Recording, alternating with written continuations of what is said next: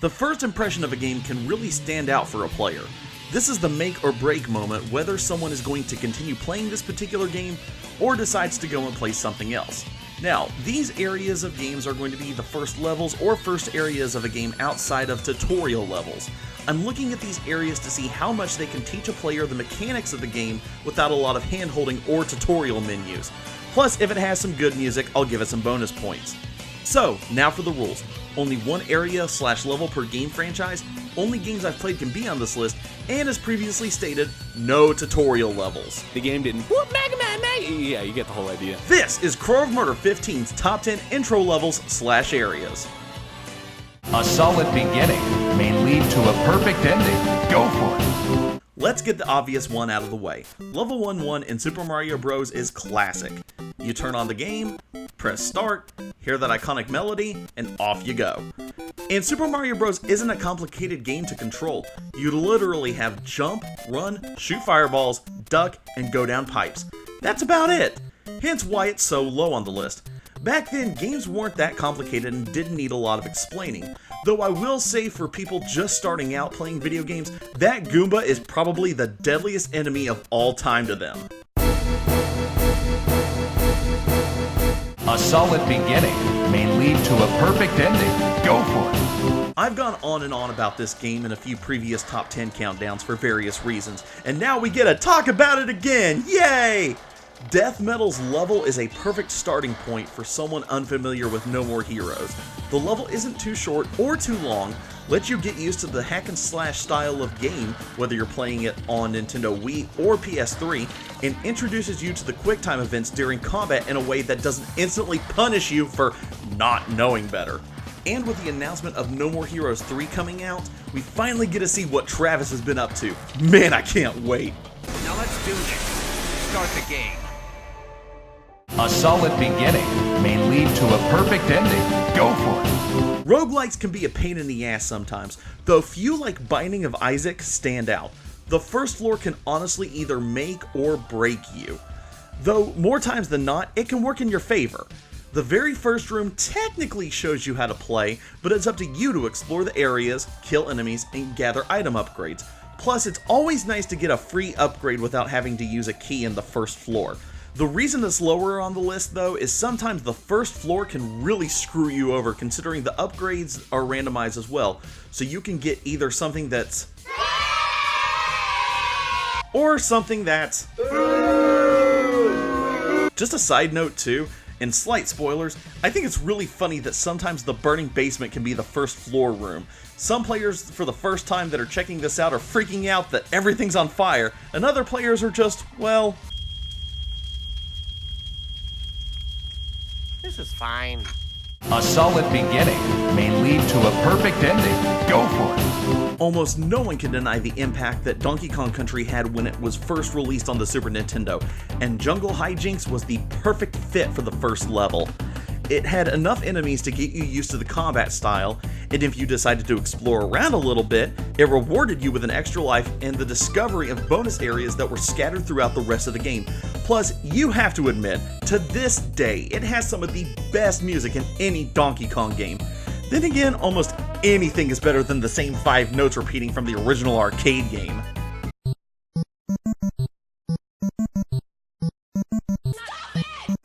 A solid beginning may lead to a perfect ending. Go for it. I'm sure a lot of you saw this coming, and yeah, it's a bit biased, but you can't deny that the first level in Mega Man X is great.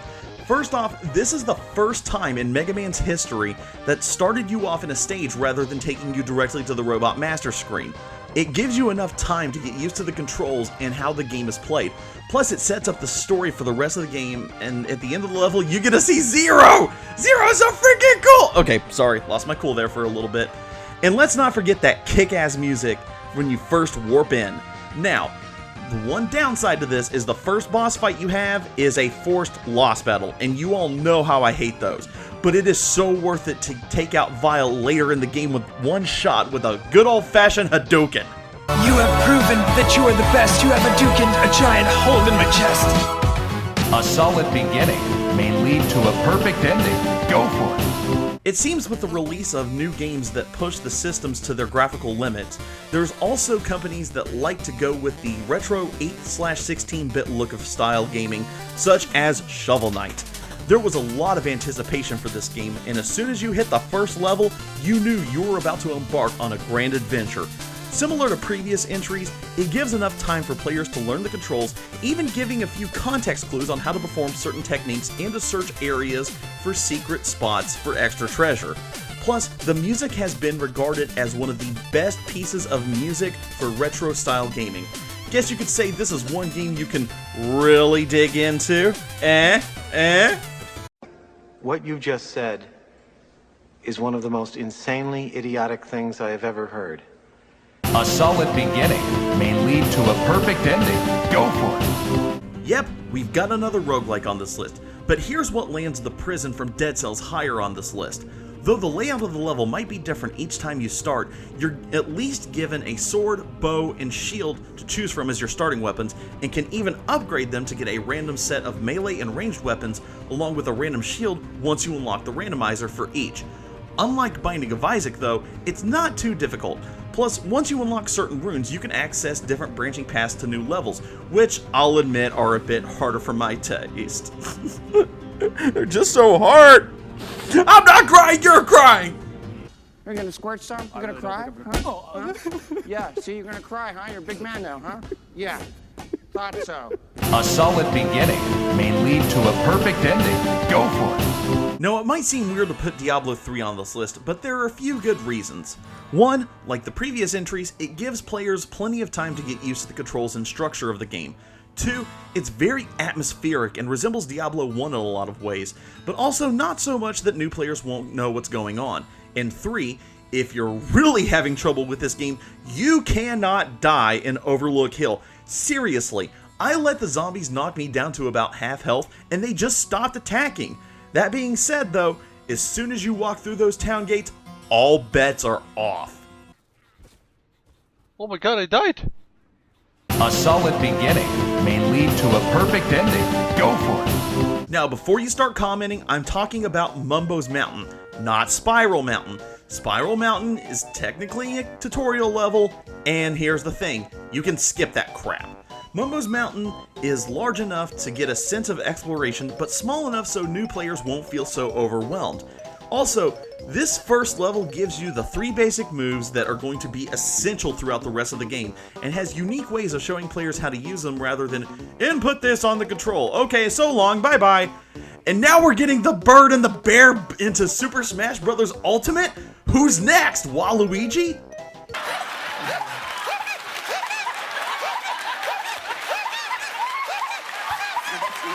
A solid beginning may lead to a perfect ending. Go for it. Yes, one of the hardest games ever made has the best intro area. While this game can certainly kick your ass in the very first level, if you pay close enough attention, the game teaches you the necessary mechanics you're going to need to survive this nightmare. But it does so in a way that you're given a couple of opportunities to test out each mechanic if you want to. It doesn't pop up a to-do list and say, you need to parry this enemy 3 times before this door unlocks for no reason other than you did something.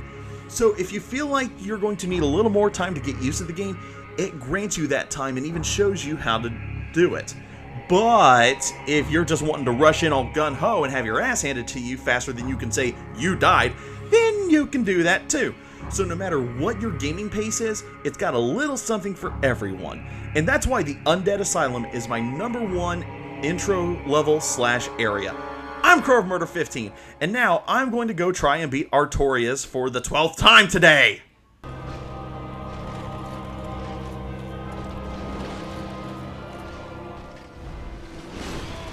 You know what? That's it. I'm out.